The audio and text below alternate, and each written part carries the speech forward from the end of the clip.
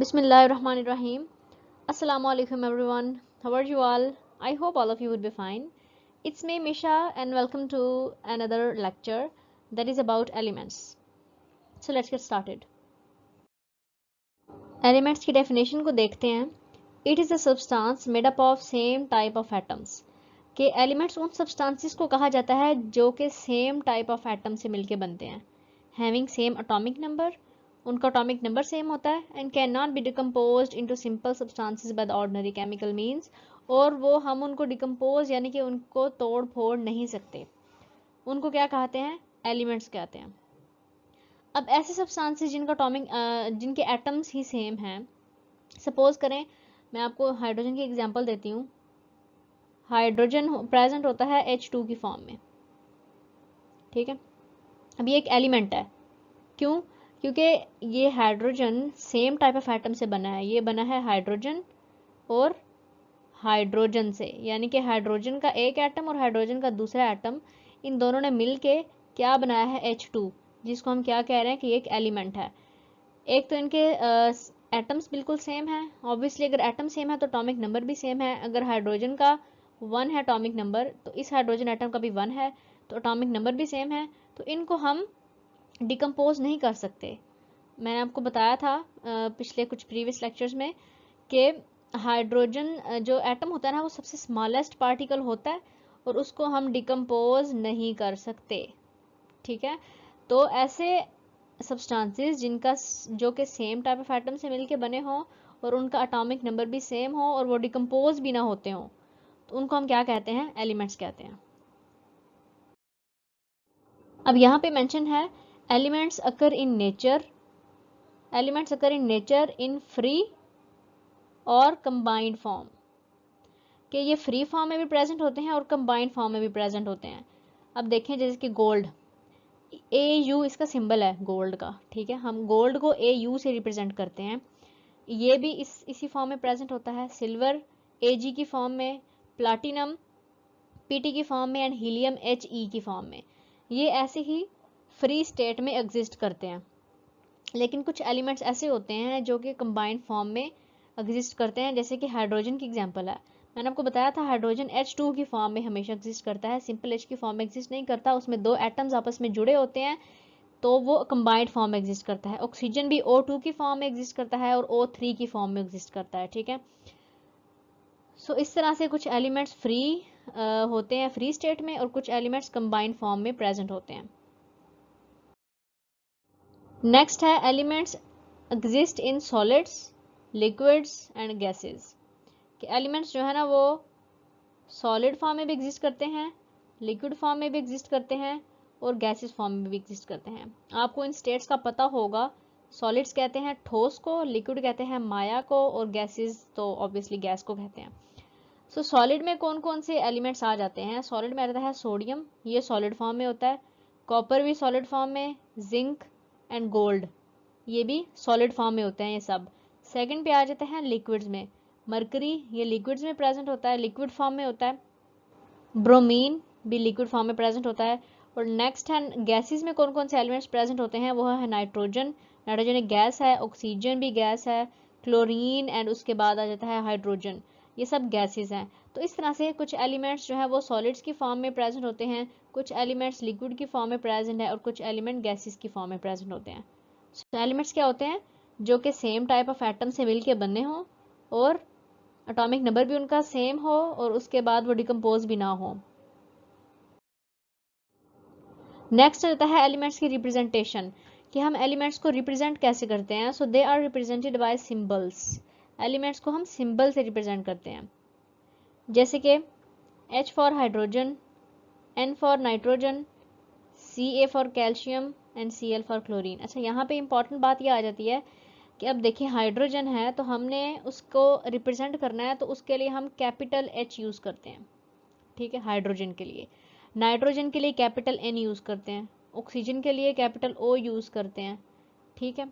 तो अगर हमने सिंगल लिखने हैं ना लेटर्स, सिंगल लेटर्स, तो हम उनको कैपिटल फॉर्म में ही लिखेंगे, ठीक.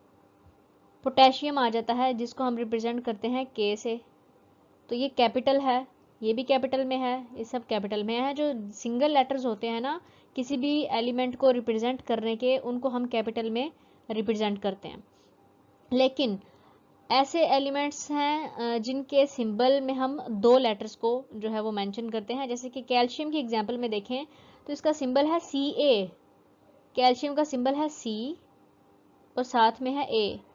तो यहाँ पे इम्पॉर्टेंट बात ये है कि जहाँ पे 2 लेटर आ जाएं किसी भी सिंबल को रिप्रेजेंट करने के, तो वहाँ पे फर्स्ट हमने करना है कैपिटल में, फर्स्ट हमने कैपिटल में लिखना है यानी कि अपर केस लेटर में लिखना है, और सेकंड हमने स्मॉल लेटर में यानी कि लोअर केस लेटर में लिखना है। तो ये आपने हमेशा याद रखना है। नेक्स्ट इसकी एग्जांपल है क्लोरीन। ठीक है, क्लोरीन के लिए हम सिंबल यूज करते हैं C और L का। तो C हम कैपिटल में लिखेंगे, L जो है वो हम स्मॉल में लिखेंगे। तो ये Cl है क्लोरीन का सिंबल।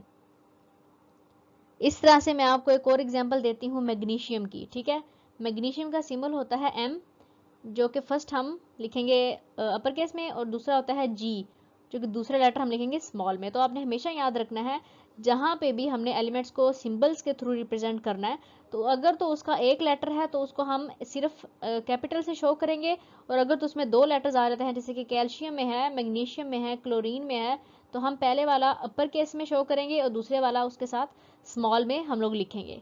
ये कुछ इंपॉर्टेंट बात थी सिंबल्स के अकॉर्डिंग। अब एलिमेंट्स में नेक्स्ट चीज आ जाती है वैलेंसी। वैलेंसी क्या होता है?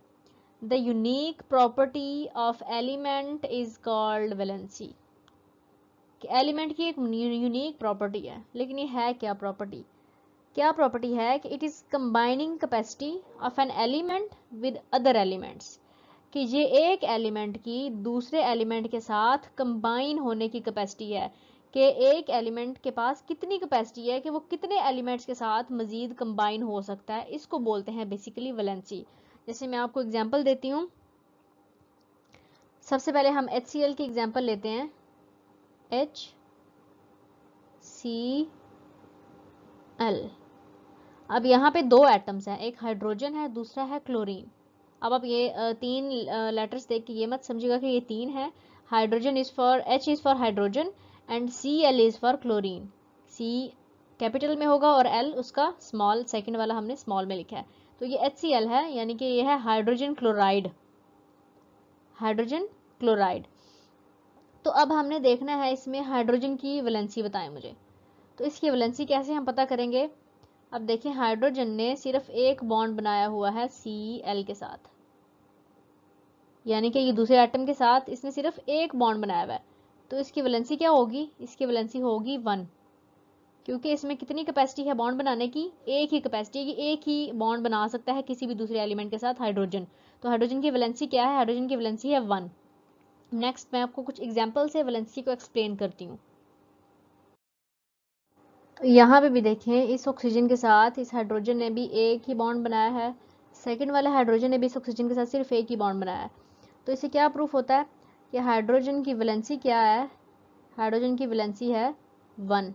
ठीक है, अब यहाँ पे मैं आपको एक इम्पॉर्टेंट पॉइंट मैं आपको बताने लगी हूँ। अब ये देखें प्लस, यानी कि ये है न्यूक्लियस। मतलब किसी भी एटम का न्यूक्लियस है। प्लस का निशान इसलिए डाला है क्योंकि न्यूक्लियस के अंदर जो है ना प्रोटॉन्स प्रेजेंट होते हैं, जो कि पॉजिटिवली चार्ज पार्टिकल्स होते हैं। अब इसके बाहर है, ये है पहला शेल, उसके बाद है ये दूसरा शेल, उसके बाद है ये तीसरा शेल। ठीक है, इन शेल्स में क्या कौन होता है? इस शेल्स में होते हैं इलेक्ट्रॉन्स। ओके, अब सबसे पहले हम हाइड्रोजन की ही एग्जांपल लेते हैं। हाइड्रोजन के होता है एटम में एक इलेक्ट्रॉन। तो मैं आपको वो बना के बताती हूँ कि हाइड्रोजन के एटम में एक इलेक्ट्रॉन होता है। ठीक है, ये है एक इलेक्ट्रॉन, ये है हाइड्रोजन का न्यूक्लियस। न्यूक्लियस के साथ वाला जो शेल है वो है फर्स्ट शेल। तो फर्स्ट शेल में ही हम हाइड्रोजन के फर्स्ट इलेक्ट्रॉन को रखते हैं। ये है न्यूक्लियस और ये है हाइड्रोजन का फर्स्ट शेल। न्यूक्लियस के बाहर फर्स्ट, यानी कि ये फर्स्ट शेल है, ये सेकंड है। तो हाइड्रोजन के अंदर एक इलेक्ट्रॉन है, तो वो हम फर्स्ट शेल में रखते हैं। तो यहाँ पे एक इंपॉर्टेंट टर्म आ जाती है वैलेंस शेल की। यहाँ पे टर्म आ जाती है वैलेंस शेल, वैलेंस शेल की। तो वैलेंस शेल किसको कहते हैं? वैलेंस शेल उस शेल को कहते हैं जिसके नेक्स्ट वाले शेल में कोई भी इलेक्ट्रॉन प्रेजेंट ना हो। अब देखें, हाइड्रोजन के एटम में सिर्फ फर्स्ट शेल में ही इलेक्ट्रॉन है, इसके नेक्स्ट वाले शेल में, ये जो सेकंड शेल है, इसके अंदर कोई इलेक्ट्रॉन नहीं है। तो इसका क्या मतलब है कि ये वाला जिसके अंदर एक इलेक्ट्रॉन प्रेजेंट है, ये वैलेंस शेल है। सपोज करें अगर सेकंड वाले शेल के अंदर 2 इलेक्ट्रॉन्स होते और तीसरे वाला खाली होता, तो सेकंड वाला क्या कहलाना था? वैलेंस शेल कहलाना था। तो यहाँ पे इंपॉर्टेंट टर्म वैलेंस शेल की आ जाती है। अब यहाँ पे हम एग्जांपल लेते हैं किसी दूसरे एलिमेंट की, जैसे कि कार्बन की ले लेते हैं। ठीक है, कार्बन का एटॉमिक नंबर होता है 6। अब कार्बन के अंदर इलेक्ट्रॉन्स प्रेजेंट होते हैं 6 ही इलेक्ट्रॉन्स होते हैं इसके अंदर। ठीक है, 6 इलेक्ट्रॉन प्रेजेंट होते हैं कार्बन के अंदर। तो अब हम इसको फिल करते हैं। पहले शेल में ना हमेशा याद रखिएगा, पहले शेल में 2 ही इलेक्ट्रॉन्स आते हैं, कोई भी एटम है उसमें 2 ही इलेक्ट्रॉन्स आते हैं। अब तीसरा जो है ना, तीसरा इलेक्ट्रॉन, वो हम सेकंड शेल में फिल करेंगे। 3 4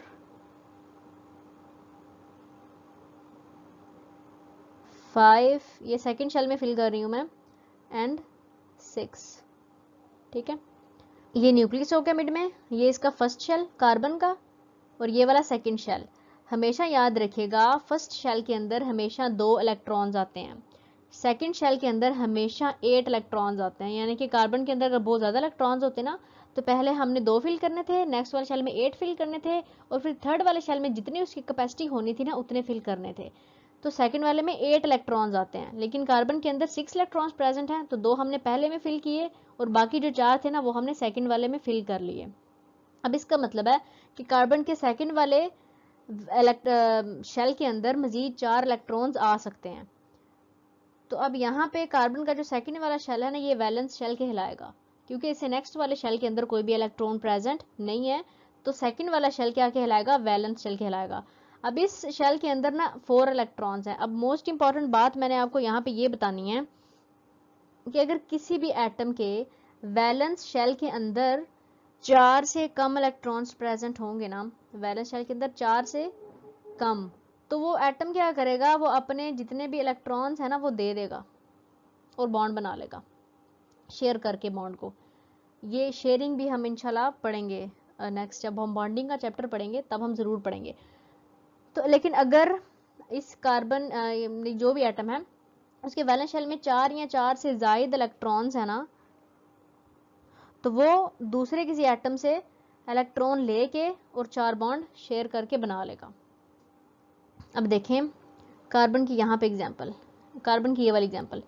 अब इसमें कार्बन के देखें, इसमें 4 इलेक्ट्रॉन्स हैं और इसके वैलेंस शेल में मजीद 4 आ सकते हैं। मैंने आपको कहा था कि 3 से कम होंगे तो ये इलेक्ट्रॉन्स लूज कर देता है, लेकिन 3 से ज़्यादा हैं, 4 इलेक्ट्रॉन्स हैं, तो मजीद 4 की जगह खाली है ना, तो ये क्या करेगा?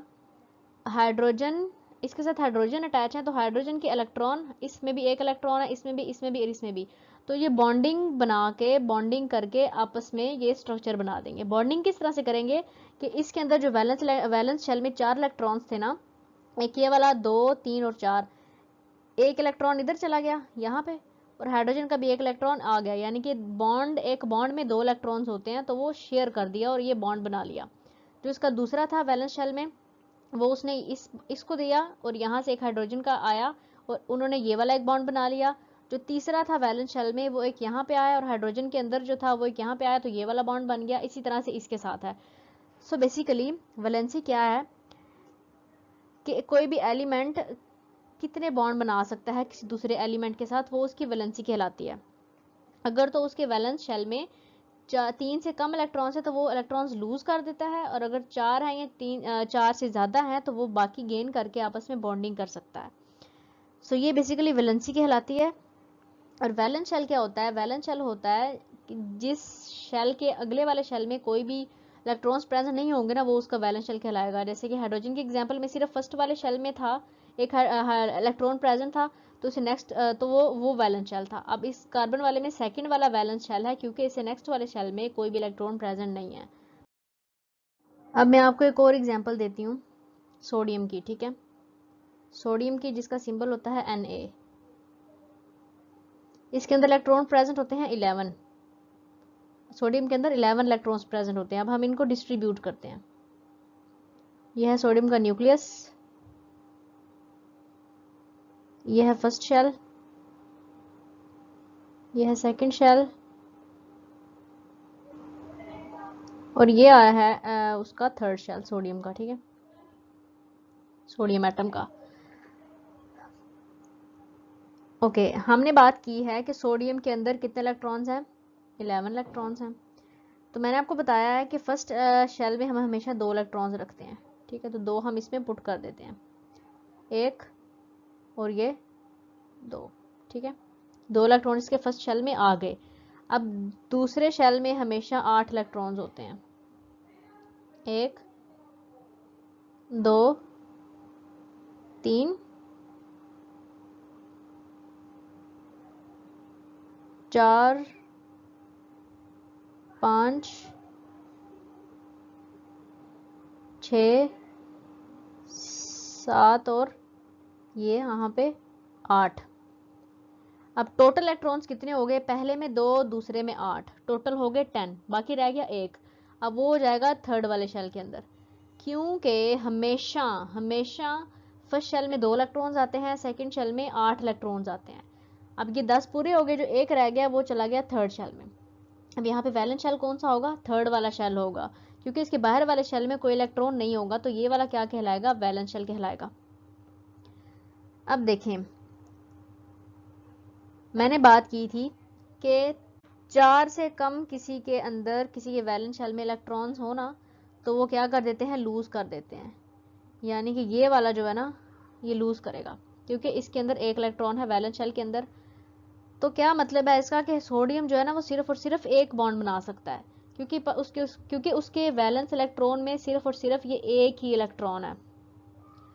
तो क्या होगा, सोडियम, सपोज करें हम Cl की एग्जांपल लेते हैं, NaCl की, तो सोडियम अपना 1 इलेक्ट्रॉन बॉन्ड में शेयर करता है और Cl के साथ बॉन्ड बना लेता है, ठीक है। सो इस तरह से